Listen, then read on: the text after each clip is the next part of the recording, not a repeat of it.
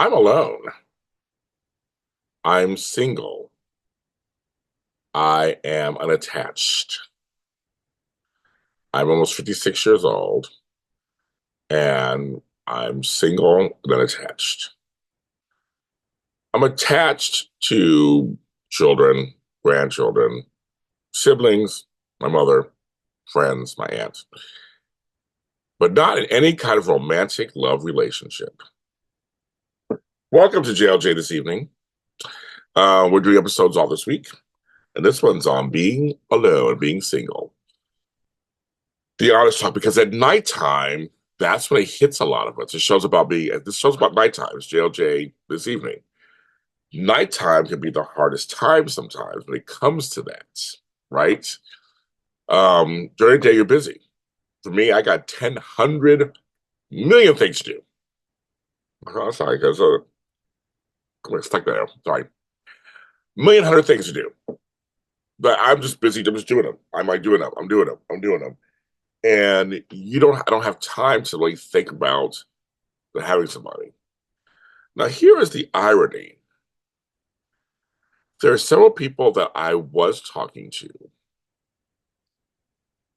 that I'm not talking to, just not talking now, because they are not contacting me. At first, they seemed like they were into me and we were back and forth. Then suddenly it stopped, and that now that I'm not initiating anything, it has stopped. I have no idea why. And that's something that's really interesting to me because it was funny. I was watching The View the other day, and Joy Behar said something about. She goes, "I always think everybody wants to be friends with me. Like you meet me, you want to be friends with me, right? And not everybody wants to be friends with you, or whatever." And I was laughing about that because I was like, "It's almost this too. It's like you start out and you're doing fine, seemingly fine, no fights or nothing. Like nothing's happened. I have no fights with anybody. You start out and." They're calling you, you're calling them, they're texting you, texting them, you're going on dates or whatever, and then all of a sudden it just stops. And you're like, there's no fights, no nothing. They're not hiding because I follow them on social media or we have, and they're there. And it's not like they're dating anybody else that I know of or anything. So just kind of stops. And I always just wonder about that. I go, I can't meet anybody apparently in Los Angeles that is into me and will be into me longer than just a week or two. Or, I mean, or find somebody that wants what I want. I can't seem to like I thought I keep thinking I am, but apparently I'm not. So at nighttime you think about these things, you're thinking there must be me. I must be a problem. My picker is off. I'm wrong. What the F? All of that, right? So you start doubting yourself. And you're kind of trying to say, no, you shouldn't doubt yourself because in the end, if that person doesn't call you or text you, that means they're not really into you. They may like you on some level or whatever, but it's on them because unless you, that's how much my thing is, unless I tell you not to call or text me, you're welcome to call and text me. If we have never had a fight or anything, you're welcome to, I mean, like, so what I do is one of them, a year had gone by and it was one of those things where just all of a sudden drifted off, never just, nothing bad happened. Pick up and we start talking again. And it seems odd having in the beginning, like, oh, like we're gonna do this. And then all of a sudden, I'm sending texts, sending they trying to include them into, my life, and they're not responding. I'm like, okay. I'm like, so I stop. So I've learned as I get older, I'm not here to change anybody and make them into me. That's the worst thing. You don't want to, oh, no. I want you to be into me because you're into me, because you want to be into me. Not me nagging you and yelling at you like, why aren't you? So I've turned over that leaf. I don't do that anymore. But I just have learned, it's hard though, because when you like somebody and you think they like it, you like them, and you're like, I see something. It's like it's tough to walk away from that. Even if you get an explanation, it's like it's what's stopping you from calling me or texting me or inviting me out? Why, if nothing happened between us, like what is stopping you? But you have to walk away.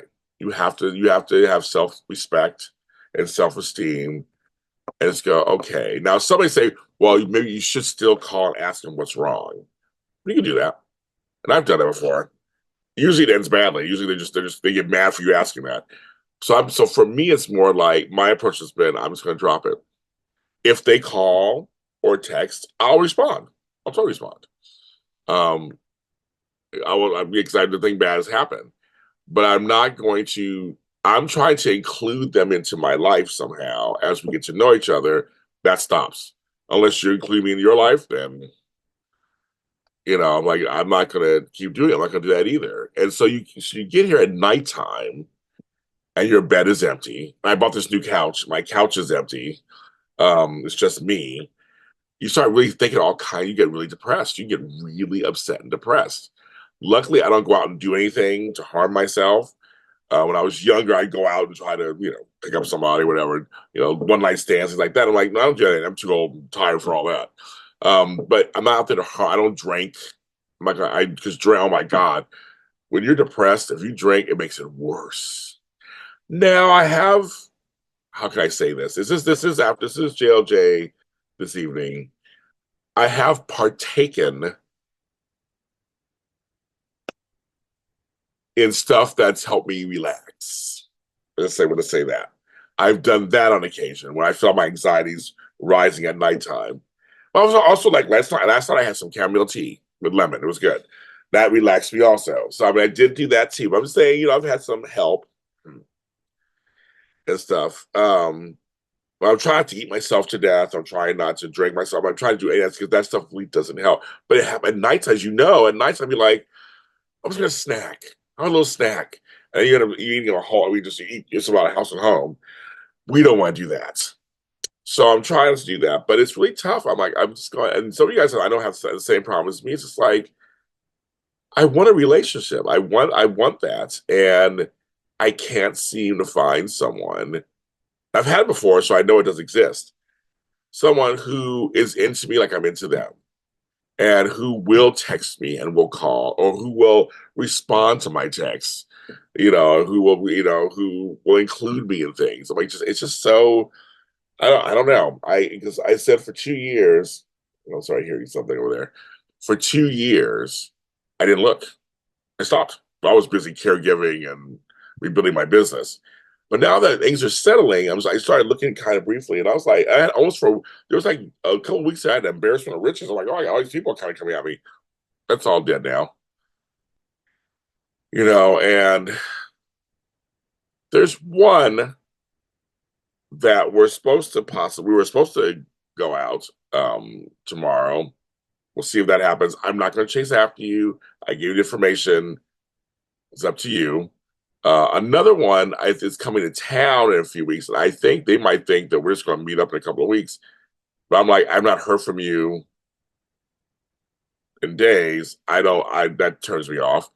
And there's another one I was talking to you that we haven't talked in like 2 weeks, and I'm just like, I guess that's it. It's just I don't treat people that way. I treat people with respect, and if I'm not into you, I'll let you know. If you say something that's kind of crazy, I'll let you know.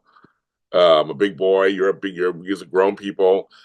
I don't know. It's tough, but I bring it up because at nighttime, a lot of times is when it's the worst, when the feelings get heightened, and you're just sitting there going, "It's dark outside. It's dark in here, and there's nobody here." And so I'm doing better with that.